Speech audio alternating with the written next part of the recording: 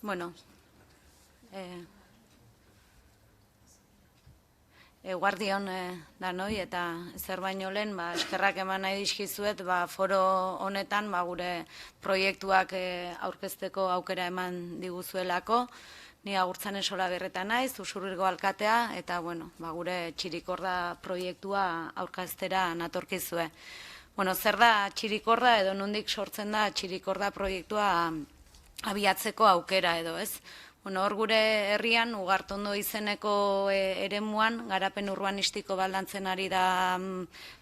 udala, eta garapen horretako karga urbanistikoetatik eratorrita udalak ekipamendu publiko bat eskuratuko du, ez? Pixkako katzeko urbanizazio horretan gutxi gora bera 200 gora etxe bizitza egingo dira, batzu babes ofizialekoak, beste atasatuak eta gainerakoak libreak.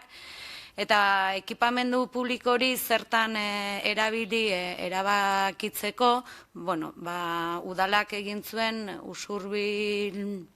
Usurbilen behar sozialen gaineko azterketa bat, ez? Eta ikusi genuen, badirela bi behar,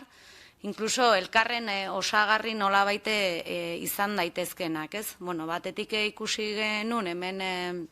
Itziarrek esan duen bezala gure herriko errealidadea da eta oro har herri guztietako errealidade bat bada, ez? Gaztei emantzipatzeko aukera erraztu behar geniela, izan ere zoritxarrez gazte askorentzako oso zaila bai da gurasoen etxetik aldentzea, batetik etxe bizitzen prezioak eta baldintzak eta bestetik lan prekarietateak zaildu egiten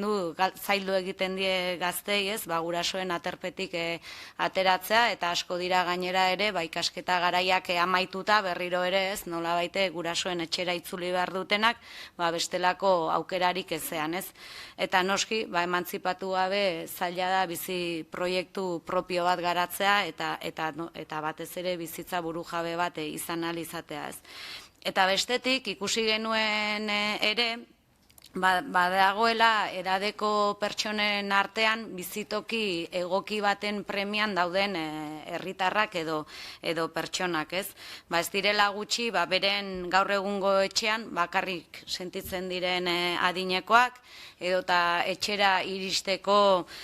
zailtasunak, edota beraien etxean bertan eroso mugitzeko zailtasunak dituzten pertsonak, beraien etxea haundi geratzen zaienak, eta etxean gustora ez, eta beste inora joateko aukerarik ez duten pertsonak asko direla, ez? Eta gainera deno dakigu ez dira gutxi gaur egun, eta ez dira gutxiago izango etorkizunean, ez? Guk maiatzan Usurbilgo udalak egin zuen bakarrik bizi diren 70 urtetik gorakoak, ez? Bakarrik bizi diren pertsonen inguruko azterketa soziologiko bat egin genuen, jakiteko zehazki zein egoeretan dauden, ze behar dituzten, zer nolako baldintzetan bizi diren. Gaur egun Usurbilgo biztanleriaren 19% inguru ditu 75 urte gora, eta bakarrik bizi diren 70 urtetik gorako pertsonak, 187 pertsonetan zenbatu genituen, eta gainera, hoietatik gehienak alargun emakumeak dira, beraz, topatzen dugun perfila ere bada, emakume alargunarena, ez? Eta beraz, iruditu zitzaigun ekipamendu publiko horrek, esan bezala, bi behar hoiei erantzun ziezaiekela, ez? Batetik diogun bezala, emantzipatu nahi duten gaztei, eta nola baite ere, konpainian beharrean, behaien neurrira egindako apartamendu edo beste bizitoki baten bila dauden kolektibo horri, ez? Eta gainera, uste dugu, edo gure premisa bada behintzat, bi kolektibo horiek bateratzeak baduela indar gehigarri bat, ez? Zergaitik ez gazteen eta pertseta adinekoen arteko bizikidetza berazgarria izan daitekela bi kolektiboetzat, batzuen kemenak eta beste bizi esperientziak osagarritzeak, zerbait balio erantsi bat eman ziezaiokela bi kolektiboen arteko bizikidetzari, eta beraz, bi kolektibo hauek txirikordatu, ez, pixka bat hortik handator txirikordatu zitezkela, eta hain zuzen ere, ez ni uste, irudi honek grafikoki erakusten duela nondik handatorren txirikorda izena, ez? Bi kolektiboak bateratzeak euskeraz txirikordatua ditza, eta pixka bat hortik datorkio proiektu honi izena. Eta horrela sortu zen, lehen idei bezala ez, sortzea, belaunaldi arteko etxe bizitza bat, eta gainera oso hasieratik garbi genuen, hemen Itziarrek aipatu dituen ezaugarriengatik izaera komunitarioa ere izan behartzuela. Beraz, gure etxe bizitza eredu honek bi izaera horrietan sakondu nahi du, belaunaldi arteko etxe bizitza eredu bada, baina era berean ere komunitarioa da, eta gero ikusiko dugu nola landu nahi dugun komunitatearen, kolektibitatearen ideia hori, ez? Bizkat, helburua eta motivazioa azalduta, bizkat zeintzuk diren, gure ustez, Txirikorda egitasmoaren ezaugarriek, ez? Esan dugu bezala, gazteen emantzipazioa errazten du, baina egin nahi dut azpimarra Itziarrek esan duen bezala, emantzipazio hori errazten du, baina proiektu kolektibo eta komunitario baten barruan. Era berean ere, zahartzaroaren doainak, nolabaite geure egiten ditugula uste dugu, eta zahartzaroa modu kolektiboago eta integratzaileago batean bizitzeko aukera ematen duen proiektu bat eta hitz egiten ari gea. Zaintza ere beste modu batez bizitzeko aukera ematen du, guztiok ere dakigu gaur egun zaintza emakumeen ardura ia esklusiboa izan dela, eta beraz zaintzaren eredua aldatzen hasteko aukerak ematezkigu. Aipatu dugun bezala dudigabe izaera komunitarioa lantzen du, eta guztietan azpimarratuko nuken ezaugarri bada parte hartzearena, proiektu honen sortze prozesuan, diseinuan eta garapenean parte hartzea izan bai du oinarri, eta hemen bai gazteak eta bai adineko personak sujetu aktibo bihurtu ditugu proiektu honen diseinuan.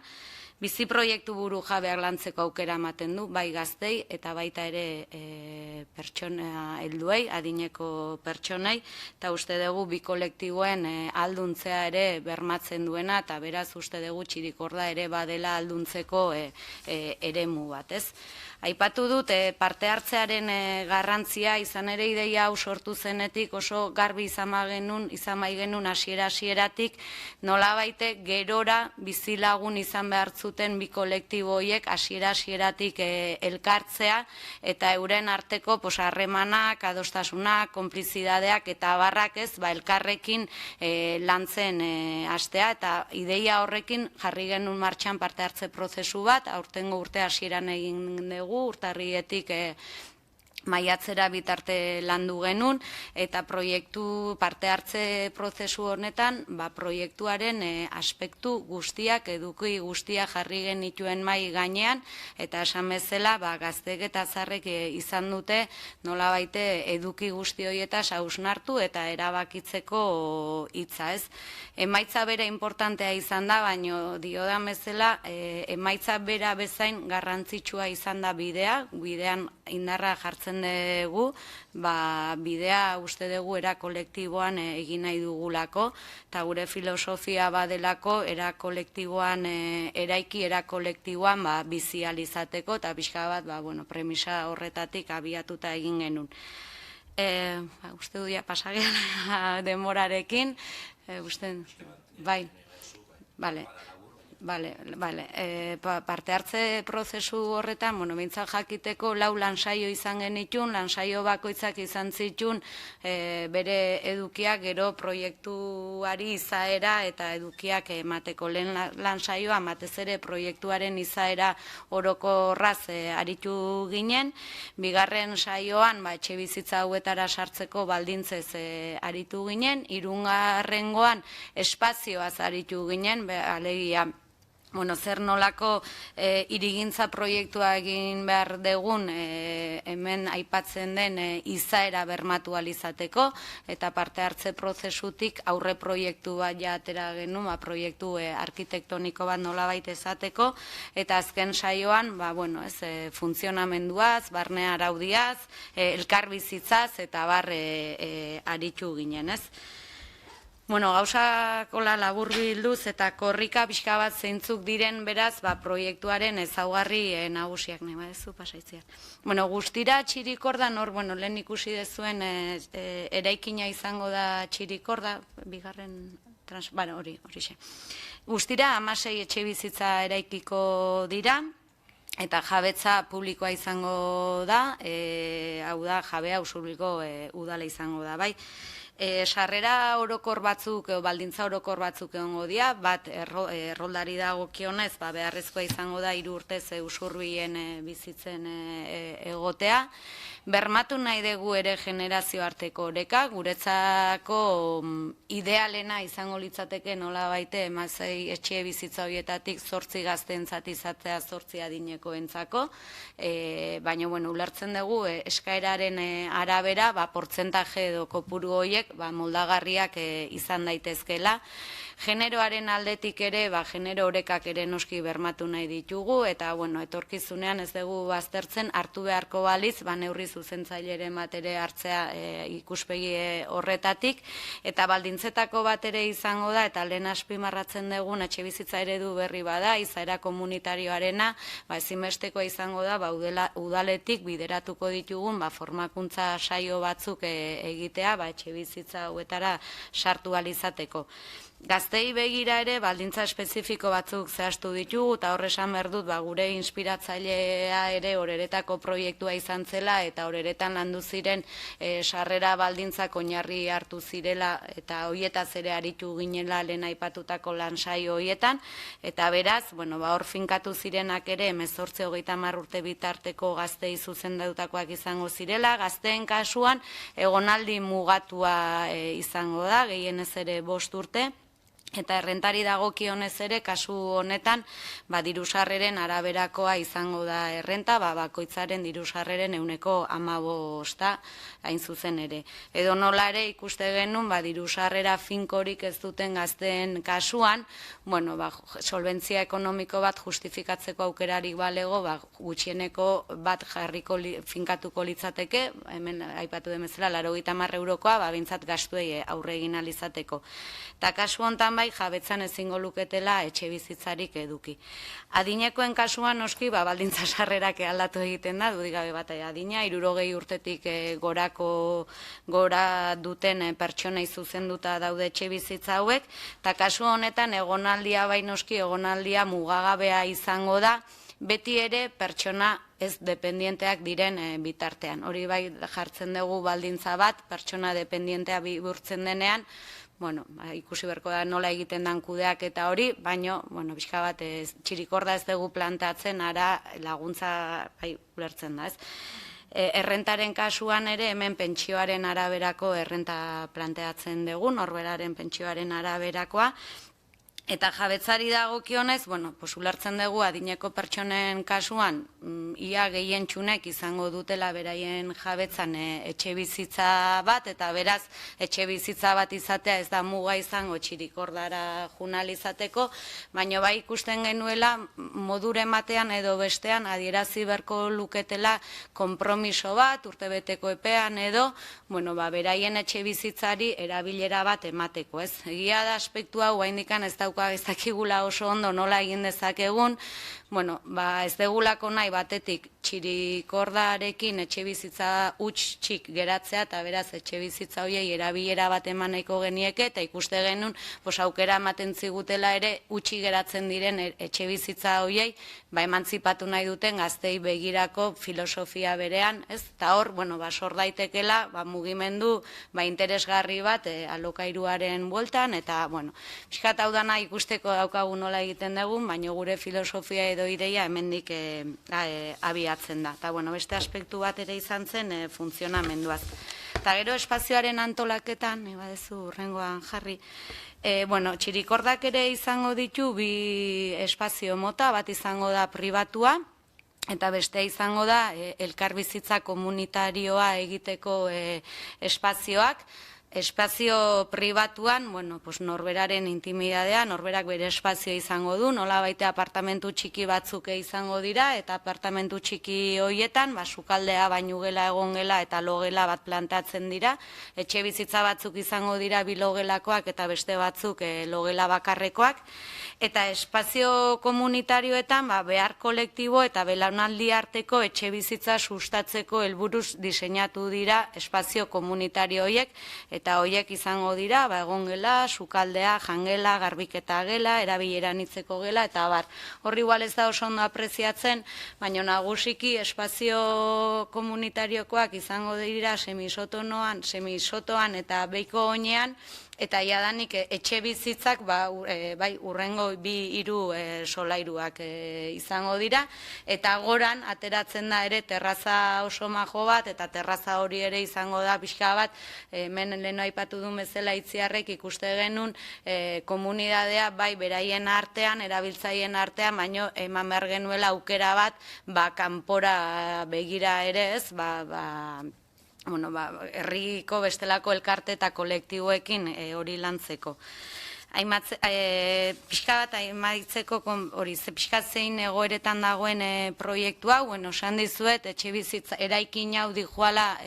Ugartondo izeneko garapen urbanistikoan, momentu honetan urbanizazio lanetan daude eta etxe bizitzak eraikitzen epe motzean hasiko dira, obra hauetan lez gure atzerapenak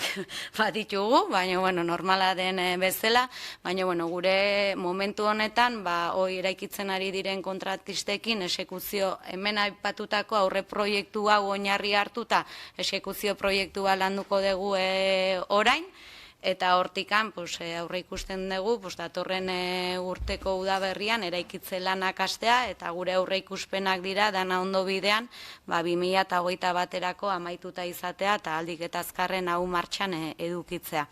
Bitarte honetan, etxe bizitza eraiki bitartean, 2 norabidetan ari gara lanean, alde batetikan barrura begira,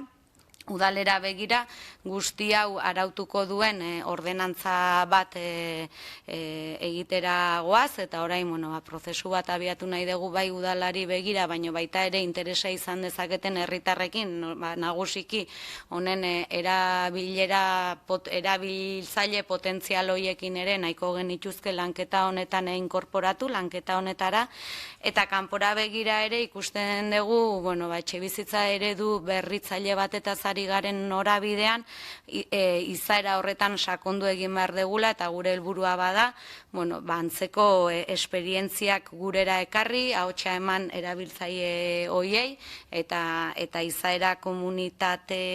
komunitario eta belaunaldi arteko izaera horretan sakontzeko, tailerrak edo dena delako formazio saioak eman.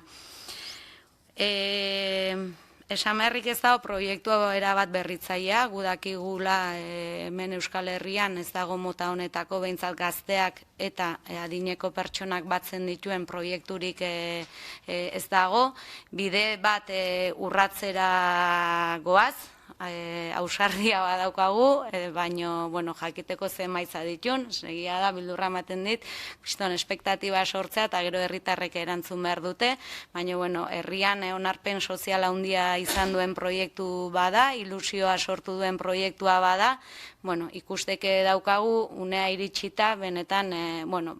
nagusiki adinekoek urratsa emango duten mota honetako proiektu batean parte hartzera, baina guk garbi daukagu onarpen, proiektu honek izan dezaken onarpen soziala eta arrakasta handia bada, aurrera begirako formula bat izan daitekeela, eta gaur egungo etxe bizitza politikak diseinatzen dutenek aintzat hartu beharreko eredu bat izan daitekeela, eta guretzat behintzat, hala izango da.